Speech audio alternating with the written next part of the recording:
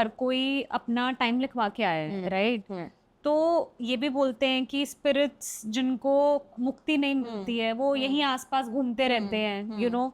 जब किसी की डेथ होती है तो 13 डेज के लिए घूमते रहते हैं। और कुछ कुछ लोग होते हैं, जैसे आपने बताया, उनकी सोल ट्रैप्ड थी, उस घर में ट्रैप्ड थी। तो ऐसे केसेस में क्या होता है?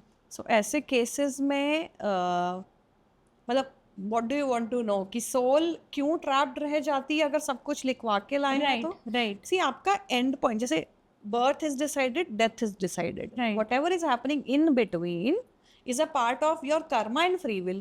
ओके, ठीक है? ओके। क्योंकि आपको फ्री विल भी मिलती है तभी क्रियमन कर्म होता है ना, और जो करना होता है वो तो ऑटोमेटिकली होगा ही होगा। Right. So now when you die, तो आफ्टर डेथ का जो जोन है ना, that's a different zone. Death के बाद में आप मान लीजिए कि बहुत सारे सोल्स ऐसे होते हैं जो इतना अटैच्ड रह जाते हैं with the people they were with और with the things that they owned, कि वो आगे दूसरा बॉडी ले ही नहीं पाते, वो लेना ही नहीं चाहते। Because after death what happens is you are asked, so it's like a recalibration that happens कि ओके दिखाओ आपने क्या क्या किया, व्हाट ऑल हैपेंड। ओके। आपका जो प्रारब्ध था आपने पूरा किया या नहीं किया?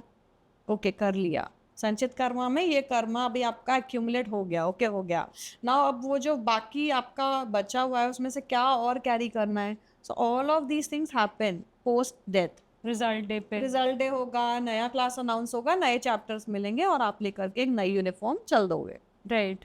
तो आपके ऊपर ये डिसाइड करो कि आपके पेरेंट्स कौन से होंगे, आपके भाई बहन कौन से होंगे, आप किस जगह किस घर में पैदा होगे। All that is pre decided by you, by your own soul.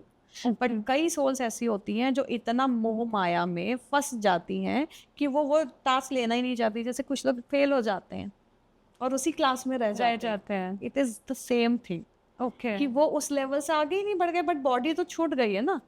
अब क्या करे सोल?